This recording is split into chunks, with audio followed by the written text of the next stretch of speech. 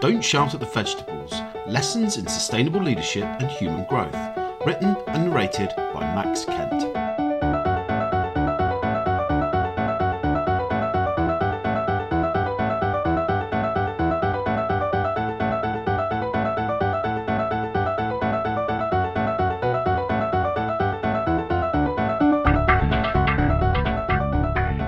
Welcome back, everyone, to our Global Business Insight podcast. In this episode, number 6, Watering What Matters, we explore a simple but powerful question.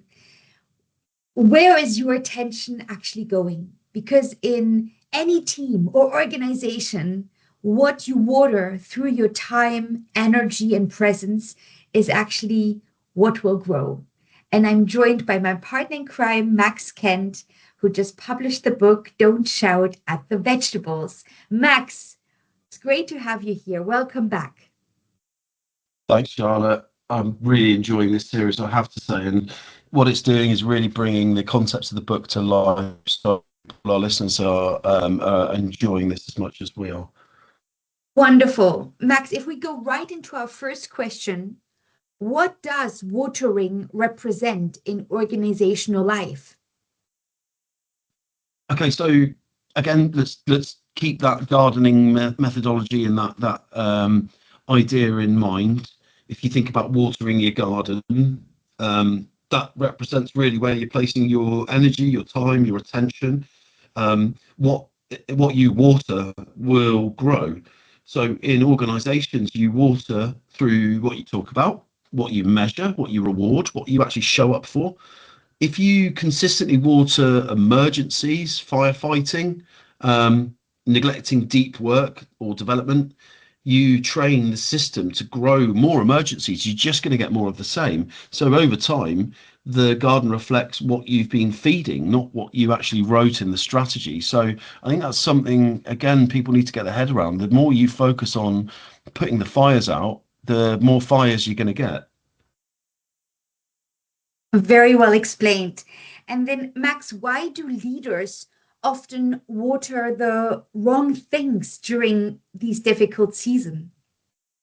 This is a really interesting one, because the seasons aspect of this is something that I don't think people pay enough attention to. So why expect growth in winter? Because it's the wrong season. Winter is a season for regeneration, for regrouping, maybe even hibernating and recharging, whereas obviously spring and summer is where you're going to be getting your largest growth. Now, you may have many more seasons within a business in terms of the way the business operates, but there's still a degree of seasonality that always happens with every single business I've ever worked for. And a difficult season is one where you aren't going to be getting as much growth, you're not going to be getting as many sales, you're not going to be getting as much money through the door. And that's probably because down to the way the business works, what it sells, or what it services or goods it provides. That doesn't really wash with the leaders and the stakeholders, because they want consistent growth right throughout the year, regardless of how the business actually works. So those difficult seasons come from the pressure that is put onto the leaders themselves. And what happens then is the leaders often water, for this analogy, the most anxious conversations and the loudest stakeholders. So they just try to do more to make more. And sometimes that's not going to work, because you're not in the right season for that to actually happen. So what happens is the leaders then pour energy into firefighting and optics on how the business is looking, instead of looking at any of the root causes. It is understandable. It's makes sense that under pressure we'll just try and look at areas that are screaming for attention and put more emphasis on those. But what happens is it keeps the whole system locked in that sort of survival mode. What the real move is, what the courage is to redirect attention, or in this case where you water, towards actual quiet foundational work, the things that will actually change the pattern. We don't do enough of that, and I've seen this time and time again. It's about taking a step back and going, what are the things that really will help us grow, and let's focus on those, rather than pushing for growth in areas that really aren't in the right place to do it at that time. Wow, how well said. Um, Max, if we go to our next question, how does presence act as nourishment for teams? Presence is one of the most nourishing things you can offer as a leader, but I'm a parent, I'm a friend, I've got lots of other things in my life where being present is one of the most powerful things you can do, and it's actually quite an easy thing for us to do if we're in the right headspace, and it's probably one of the most difficult things to do if we're distracted, stressed, panicking, fight or flight. Being present is really difficult, and how many people I see that have a conversation with someone, but at the same time they're on their phone checking something, and you see them missing half the conversation. And that's what I mean about someone not being present. So when you're genuinely with someone, not half in your inbox or on your half in your phone, half in your head thinking about something else, those people feel seen and they actually become steadier as a result of that. It's the kindest way to treat people, the most powerful thing you can do for people. So in moments of stress, and this is when either you're stressed or the person you're dealing with is stressed, just a 5 minute fully present conversation can do more for them, for their performance and their well-being, than any new tool or process or strategy that you try to give to them, because it tells people you're not carrying this alone. I'm with you. I'm here to support you. So being present is real nourishment for teams, but it's conversely, it's the easiest and the hardest thing to do.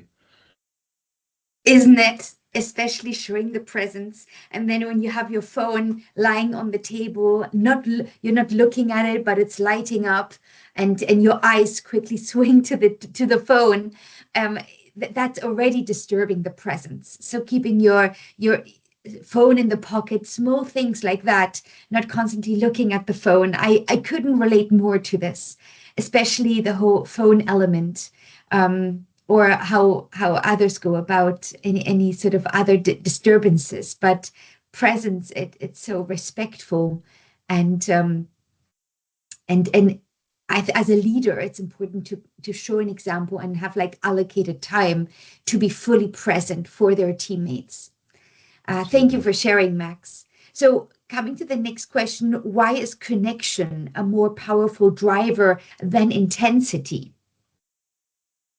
Well, again, I think connection comes through presence. You can't truly connect with another human being unless you're actually present. So through being present, you will have a better conversation. But if you consistently are present with people you're engaging with, you you'll not only give them that sense of you're not carrying this alone, which is what we said in the last question, but it's actually builds a much more powerful connection between the people that really mean something to you, which is it's a long-term investment, long-time fertilizer, if you like the garden analogy. But intensity is like a short-term stimulant. So intense connection can be useful in a crisis or a sprint, but it's actually exhausting. We've all got these people that have showed up in our lives for maybe a season, and it's a really intense connection. And then, like a bus ride, they weren't actually there for the whole journey. They get off at the next stop, and that was all they were there for. So that can be quite exhausting. True connection actually builds trust, shared meaning, true context. That's what teams really need. That's what will show them how to handle pressure without becoming fragmented and starting to fracture. So when you invest in the presence of true connection, you actually need less forcing, because people are internally motivated already through something a lot stronger than uh, pressure or short-term intensity. Then why is connection a more powerful driver than intensity? Well, it's um, intensity is only short term. It's a something that will. create a response or create a short-term spike in energy levels. But again, you're going back to overwatering or leaving things out in the sun for too long and expecting them to grow without burning out. Um, Connection is a far better long-term strategy for building true growth. Very, very nicely summarized. Max, if we continue now looking at overworking, how do overworking and over planning create flooding? Again, I think that's focusing too much on the wrong things. So, um, lots of businesses that I've worked for in the past. I remember one of the first businesses I worked for actually was one of the first days I was on the job. I was contracted 9 to 5 in my job role. First day in the office, got to 5 o'clock, no one's left the office, everyone is carry on working. Gets to 6 o'clock, and I say, "Aren't we all going home?" And the person next to me said, "Oh, we generally stay on until we're finished." My question to that was, "We're not getting paid for that."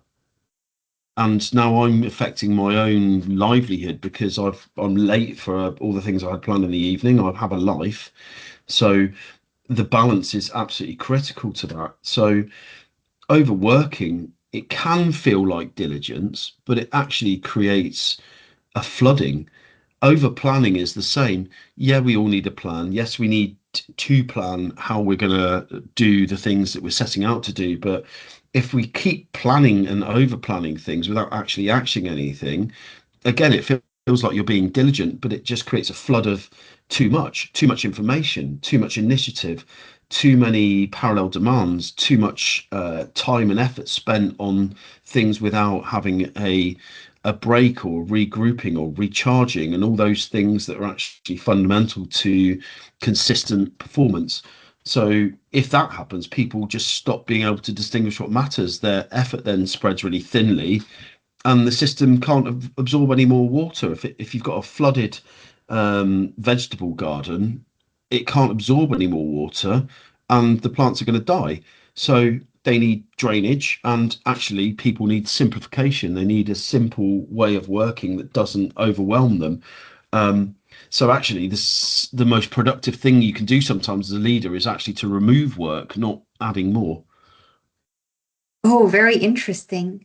And when you also say a more simplified version, I think it's really looking at everyone individually and understanding what is the having like a personalized work structure for each individual, if possible. Yeah. Max, how can leaders identify what deserves their energy? This comes back to, I think, your own values and then knowing what the objectives are for the project you're working in, the company, the business. You can get to that, I think, by asking yourself three key questions. So, first one is, does this move a core outcome? Obviously, you've got to know what your core outcomes are, but if does this task, does this question, does what I'm being asked to do right now, does it move the needle? Does it actually get me further towards a core outcome? Second question is, does it protect or improve the soil? So that's again the garden methodology, but the key question there is, does it protect or improve the environment I'm working in?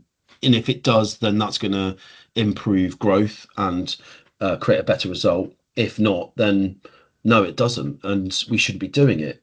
Final question then is, does it align with the season we're in? So going back to the seasonality that exists within all businesses, let's think about where we're at in terms of the year and how that responds to our customers when they buy more of our goods and services. And does it align? Does the task we're being asked to do right now, does it align with that season? Or is it someone that's just pressuring for growth when the business is not going to perform that way?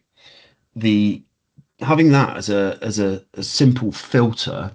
So you've got that yes or no answer to those three key questions, and that will define whether you pay it more attention or not. So having that simple filter protects you from spending all of your energy, all of your best time on the organizational equivalent of weeds, essentially. Max, thank you so much. And to our listeners, as you move into your week, just take a moment to notice what you're feeding. Is it noise, urgency, and overload, or is the work that is it work that truly matters?